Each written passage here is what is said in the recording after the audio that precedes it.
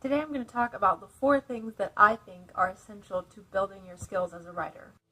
You can change, you can grow, you can know your name, but not know your soul. Hello everyone, my name is Jimena and this is the Singing Bookworm. Before I get into some of the more specific tips and craft elements that I want to go over in the videos that I have planned for the future, I want to go over a general idea of the things that I believe are the most essential to building your skills as a writer. All of these points are ones that you're going to hear repeated over and over all over the internet and from anyone who knows anything about writing.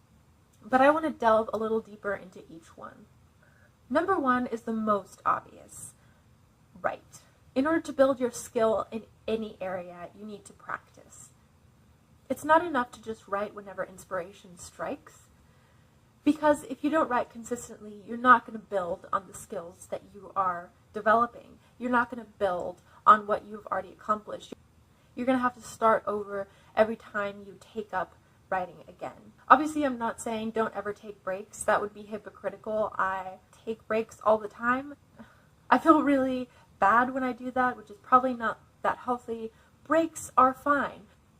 But if you want to build your strength, you have to go to the gym consistently, which I don't do. So what would I know? But anyway, to build anything, you have to do it consistently. A writing routine is really helpful for this. Writing a certain amount of time every day not only helps you achieve your writing goals, like finish a story, finish a book, it helps you develop that space that you need to create in your head to write, to put things down on paper. I really understand not being able to set a routine because I personally have a lot of trouble with that. But something that's really helped me is to use my lunch breaks at work to write.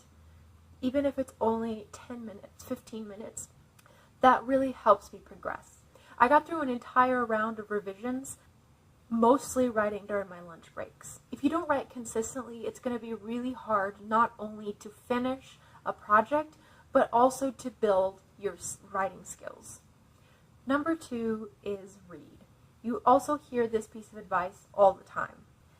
But I think there's something missing from just letting you loose to go forth and read everything that you can get your hands on. Being aware of what's out there is important, but if you don't read with a certain mindset, it's not really going to help you build your writing skills that much. So what I'm going to add to the general adage of read is read critically. Don't just consume books as a reader, consume them as a writer. Analyze them. See what the author is doing and how they're doing it. See if it's effective for you and see if you can learn anything from that you can apply to your own work. This is something that I am going to do a lot on this channel in my writing advice videos. I'm going to be looking at books that I really like that are popular and seeing what they're accomplishing, how they're accomplishing it, and how this can be applied in a more general sense to other kinds of writing, to other works such as yours. Sometimes it can really help to just break down a story. Here's an example. I have a problem with pacing and releasing information. It's something that's always been really hard for me in my writing. One thing that I did was break down a book that I thought did pacing really well. I just wrote an outline of that book. I looked at what we learned and when. I looked at how it was distributed across the chapters and sort of like halfway point, 3/4 point at the end, different things like that. I wasn't necessarily going to copy that same layout or strategy because every book has a different amount of information and different points where it makes sense to release that information. But having that sort of mindset that I got from breaking down that book really helped me plan out my own book and when information was going to be revealed in that book. And this is a big thing about reading critically, is that you're not going to apply directly what you learned from a certain book to your book. You're going to sort of store it in your mind. You're going to incorporate it into your knowledge of how to do certain things, and then later when you need those tools, you're going to be able to pull them out. And this is not going to come from just doing this once. You have to do it repeatedly. You have to do it with a lot of different kinds of books. And this is something that I'm going to try to help you with this channel, with the writing advice section of this channel, because we're going to be looking at a lot of books and looking at craft elements in those books that can sort of seep into your mind, create knowledge that you can pull out later, pretty much subconsciously, can help it become second nature. Number 3 is to provide and receive critiques. It's not enough to just write a story and revise it. You're never going to be able to see all the problems with your own story.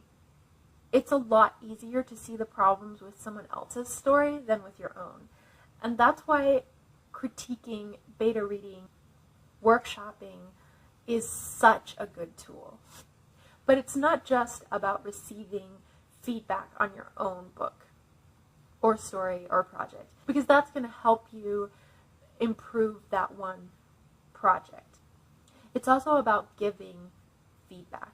This isn't just a reciprocal thing, not just for building goodwill, it's also going to build your skills a lot. When you're reading someone else's work, looking for suggestions to make, seeing how they did certain things, it's going to help you a lot. This sort of goes together with the read critically point, because you're going to be examining this not just from a reader standpoint, but from a writer standpoint, seeing how things are put together, seeing how things work or don't, giving suggestions.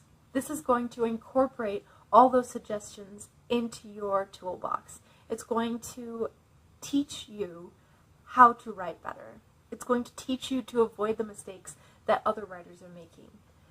There are some kinds of critiques that are more useful than others for the critiquer and for the one who's receiving critiques. These are critiques that are not just this is good, this is bad, but why this is working, what could be expanded on, all that sort of thing. This is good, this is bad critiques are aesthetic critiques. They're about your subjective opinion. And they're not very helpful because if someone says, I don't like this story, it doesn't tell you how to fix it. It just discourages you. That's not good for the reader or the writer. Useful feedback is constructive, but it's also not telling you you have to change this character's arc to this. It's more about asking questions. Questions are really useful for the writer and for the person who's providing critiques. For example, let's say that you are critiquing a story where you don't like the main character because she breaks up with her boyfriend for no apparent reason. You could say that, but that's not going to be helpful for you or for the writer. So you could say, as a reader, I'm not understanding her motivation for breaking up with her boyfriend. And that's going to be helpful for the writer. Even more helpful would be more pointed suggestions and questions. You could look at a certain scene and say, this would be a good place to add more of her motivation. This is somewhere where I'm missing her motivation. This is somewhere where her interior monologue could be expanded. Stuff like that. That is a lot more work intensive for you as the critiquer, but it's helping you as well. Because if you're looking at where this author could add more explanation of the main character's motivation, you're also teaching yourself how to explain your character's motivation. So it's a win-win for everyone. You're helping your critique partner more than with more general notes, and you're helping yourself more than if you gave those general notes, because you're digging deeper into the story. Also, another note, when receiving critiques, you don't need to do everything your readers tell you to do. You don't need to change everything. If something feels wrong to change, think about it. Talk about it with your critique partners if you can. Ask them what their reasoning for that is. Ask them if you made some other change, if that would help better. Listen to your critique partners, but go with your gut, because you know this story better than anyone. Number 4 is writing advice. There's a lot of writing advice on the internet, and in libraries, and in books, in colleges and universities. You're going to hear a lot of different things. And the reason that I left this one for last is I think it's one of the most complicated ways of building your writing skills. Whereas writing, reading, and receiving and giving feedback are all very individualized. They're based on building your knowledge rather than receiving knowledge from the outside. So it's a lot more organic. Writing advice is something that comes from the outside, and you have to sort through all of it and figure out what is useful for you. I don't really recommend looking at every piece of writing advice you can get your hands on, because you're going to get so many mixed messages and you're going to just be confused. This might already have happened to you. Let me know in the comments if you've received conflicting information from different sources and don't know how to reconcile all of this. What's the right answer? Should dialogue tags be only said and asked, or should we add things like muttered and growled and stuff like that? You're going to receive information that's conflicting. You're going to receive some information that sounds absurd. You're going to receive some information that sounds useful but might not be able to be implemented. But that doesn't mean you shouldn't listen to writing advice. A lot of my early stages of building my writing skills was reading writing advice. I read books. I read entire websites worth of writing related articles. And it really helped build my confidence more than anything else, I think. But when I started to realize that writing advice was kind of getting in the way, I stopped. I focused on writing and reading critically and giving and receiving feedback. That's not to say I don't read or listen to writing advice anymore. That's not at all the truth. I still reach for writing advice when I feel it's necessary, when I feel like I'm venturing into something that I don't understand. But I definitely think that of these 4 elements, writing advice should be the smallest, the one that you dedicate the smallest amount of time to. This might sound kind of counterintuitive because I'm giving you writing advice right now. I really think you should watch my videos if you think they're helpful to you. But if a time comes when you feel saturated with all the writing advice that you're receiving, step back.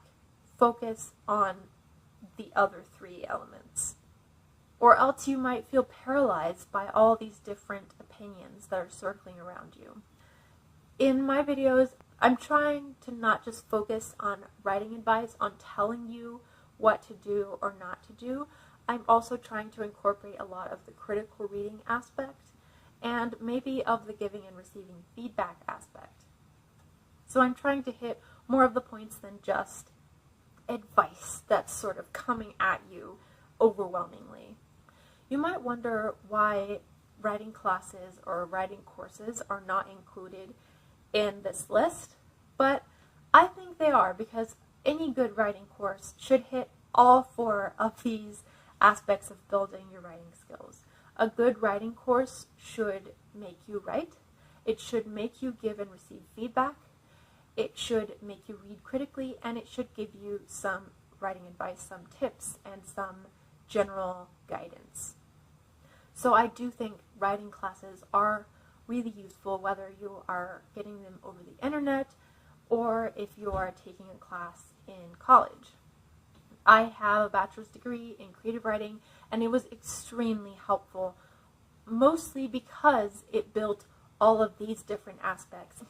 Because it didn't just tell me what to do, what not to do. It taught me how to teach myself how to write. And I think that's the most important thing that a writing class can do. Thank you so much for watching. If you enjoyed this video, please like and subscribe and hit the notification bell.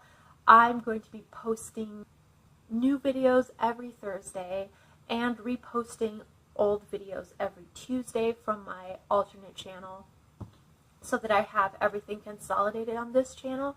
So you should look out for a lot of content coming onto this channel in the next few weeks. If you're interested in finding out more about me, I have a link in the description to my newsletter, which will send you updates about my work, and it will also send you the link to download the first chapter of my upcoming young adult fantasy novel, The RELIC SPELL, that I'm really excited to be sharing with you guys.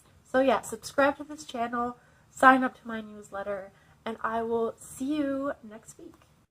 You can change, you can grow, you can know your name, but not know your soul.